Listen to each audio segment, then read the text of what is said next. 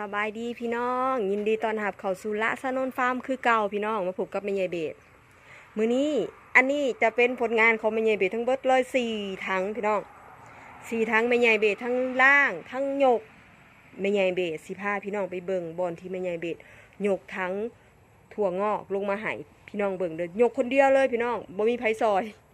ไปเบิ่งกันเลยพี่น้องจะมึนๆนิดนึงเด้อพี่น้องอันนี้คือทั้งที่แม่ใหญ่เบส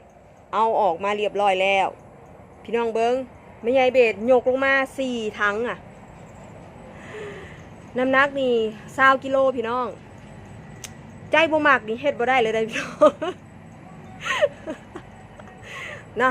อันนี้ต้องใส่เทคนิคพิเศษในการยกพี่น้องอันนี้แม่ใหญ่เบสล่างไปแล้ว4 ถังพี่น้องเอ้ยนี่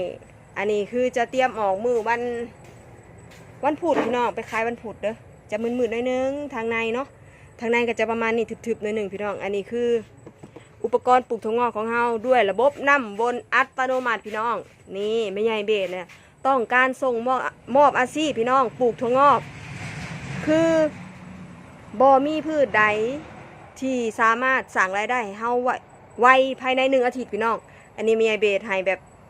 แบบเละๆเลยคือ1 อาทิตย์ได้เงินพี่น้องมีพืชใดแหละที่สามารถให้เงินเขาได้ภายใน1 อาทิตย์พี่น้องเนาะอันนี้คือไผเห็นโอกาสกะ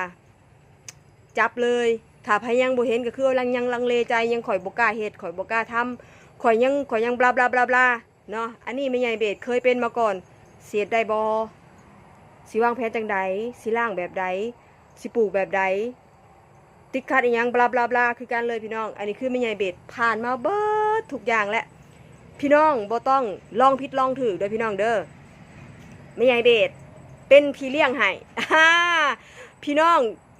ซื้ออุปกรณ์กับแม่ใหญ่เบสแล้วเนาะซื้อในทัวแขกดำกับแม่ใหญ่เบสแล้วซื้อปัจจัยการผลิตจากแม่ใหญ่เบสแล้วพี่น้องบ่ต้องห่วงแล้วก็บ่ต้องลังเลว่าสิบ่มีพี่เลี้ยงแม่ใหญ่เบสมีบริการหลังการขายพี่น้องนี่ส่งมอบอาชีพให้แล้วยังบ่พอยังเป็นพี่เลี้ยงให้พี่น้องอีกแบบนี้เอาบ่พี่น้องนี่ปฏิเสธบ่ได้เลยเนาะพี่น้องผู้ใดที่แบบว่ายังข่อยอยากได้ได้แม่ใหญ่เบสแต่ข่อยยังบ่พร้อมตอนนี้เบิ่งไว้พี่น้องศึกษาไว้เนาะนี่ศึกษาไว้ก่อนใจหมักมันจังมาเองพี่น้องนี่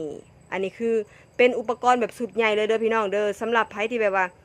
บ่อยากเริ่มต้นแบบสุดใหญ่แบบซี่1 สุดเฮาก็ขายพี่น้อง1 สุดเฮาก็จัดส่ง1 สุดเฮาก็มีบริการหลังการขายหลังการส่งมอบอาชีพพี่น้องแม่ใหญ่เบสแนะนำให้บ่กักเดี๋ยวแม่ใหญ่เบสจะพาให้พี่น้องไปเบิ่งมักถั่วงอกที่แม่ใหญ่เบสล่างแล้วเนาะพี่น้องเนาะที่กล้องอยู่นี่พี่น้องบ่ต่ำกว่า80 กิโลพี่น้อง1 ถังแม่ใหญ่เบสใส่ถั่วแขกเนาะใส่ถั่วแขกเพียงแต่2 กิโลเท่านั้นพี่น้อง2 กิโลใส่เวลานับจากมือปลูกก็คือ6 มื้อประมาณนี้พี่น้องนับจากมือปลูกคือ6 มื้อแม่ใหญ่เบสล่างเรียบร้อยแล้วได้ประมาณ80 โลอันนี้คือตีตัวเลขแบบว่าประมาณแบบเขาเคยล่างเขายังผ่านมาประมาณนี้นะคือ80 โลพี่น้องกองสำภูเขาเลยพี่น้องเนาะสำหรับคือช่วงนี้นะเขายากหมากแพงอีหยังกับแพงพี่น้องเขาต้องมาหันเปลี่ยนวิธีการเนาะผู้ใดที่แบบว่าอยู่ในเมืองใกล้ตัวเมืองใกล้ตลาดนี่คือเป็นโอกาสหลายพี่น้องฝ้าวเด้อพี่น้องเด้ออันนี้คือเป็นอาชีพที่แบบว่าแม่ใหญ่เบสและครอบครัวยินดีนำเสนอยินดีส่งมอบพี่น้องบ่เป็นเฮาเป็นพี่เลี้ยงให้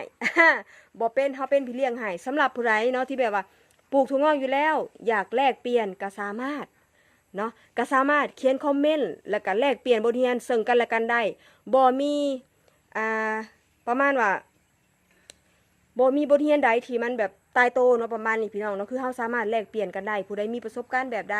ผู้ใดพ่อประมาณใดประมาณนี้นะคือไผพ่อที่แบบว่าปลูกถั่วงอกไปแล้วมีตะเนาปลูกถั่วงอกไปแล้วเป็นกุ้งฝอยอย่างประมาณนี้นะพี่น้อง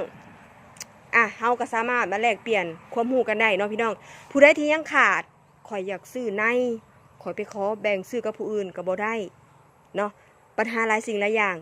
มาหาแม่ใหญ่เบสเด้อพี่น้องละซานนฟาร์มของเฮายินดีแบ่งปันยินดีส่งมอบอาชีพให้กับพ่อแม่พี่น้องบ้านเฮาฝากไว้นำเด้อพี่น้องเด้อพอกันใหม่คลิปหน้าพี่น้องสำหรับผู้ใดที่แบบว่ายังของใจก็สามารถอินบ็อกซ์หรือว่าคอมเมนต์ถามกันเข้ามาได้เนาะพี่น้องเนาะหรือจะส่งตรงมาทางเบอร์โทรก็ได้พี่น้อง9566 3554 ลาสเนินฟาร์มยินดีให้คำแนะนำแล้วก็ยินดีส่งมอบอาชีพให้พ่อแม่พี่น้องบ้านเฮาเด้อพี่น้องเด้อ